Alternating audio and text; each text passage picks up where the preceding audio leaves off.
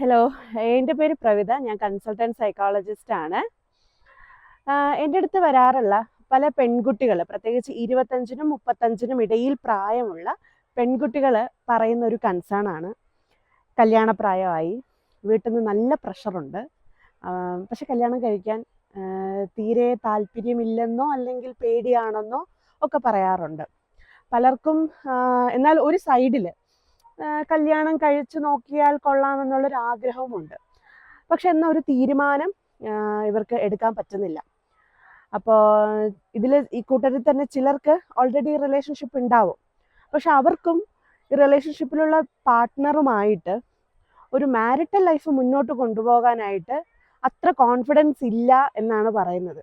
അവർ പറയുന്ന റീസൺ ഇതാണ്: നമ്മളിപ്പോൾ കാണുന്ന അല്ലെങ്കിൽ കേൾക്കുന്ന പല വാർത്തകളിലും നിറഞ്ഞു നിൽക്കുന്ന ആഫ്റ്റർ മാരേജിൽ സംഭവിക്കുന്ന പല പ്രശ്നങ്ങളുമാണ് അവരുടെ ഏറ്റവും വലിയ കൺസേൺ എന്നാണ് പറയുന്നത്. അതിൽ മെയിനായിട്ട് പറയുന്നൊരു കാര്യമാണ് വിവാഹം കഴിഞ്ഞു കഴിഞ്ഞാൽ ഫ്രീഡം നഷ്ടമാവുന്നു എന്നുള്ളതും, വിവാഹം കഴിഞ്ഞാൽ കംപ്ലീറ്റ് ഒരു പറിച്ചു നടൽ അനുഭവപ്പെടും എന്നുള്ളതൊക്കെയാണ് അവർ പറയുന്ന റീസൺ. അപ്പം ഇങ്ങനൊരു ഘട്ടത്തിൽ നമുക്ക് എന്താ ചെയ്യാൻ പറ്റുക? അപ്പം അത്തരം സിറ്റുവേഷനിലാണ് നമുക്ക് ശരിക്കും പ്രീമാരിറ്റൽ കൗൺസിലിങ്ങിൻ്റെ ആവശ്യകത വരുന്നത്. ഈ പ്രീമാരിറ്റൽ കൗൺസിലിംഗ് ചെയ്യുന്നത് ഒരിക്കലും നിങ്ങൾ ഒരു വിവാഹം ചെയ്യാൻ വേണ്ടിയിട്ടല്ല ചെയ്യേണ്ടത്. ശരിക്കും നിങ്ങൾക്കൊരു തീരുമാനമെടുക്കാൻ കൂടി വേണ്ടിയാണ്. അതായത് വിവാഹം കഴിക്കണോ വേണ്ടയോ എന്ന് വളരെ വ്യക്തമായ ഒരു ധാരണ ഉണ്ടാക്കാൻ കൂടി വേണ്ടിയിട്ടാണ്.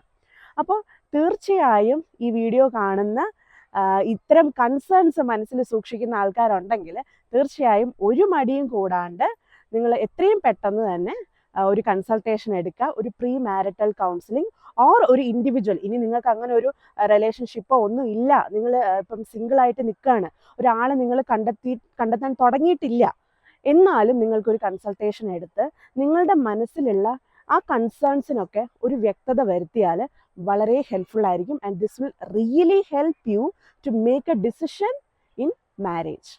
Okay, thank U.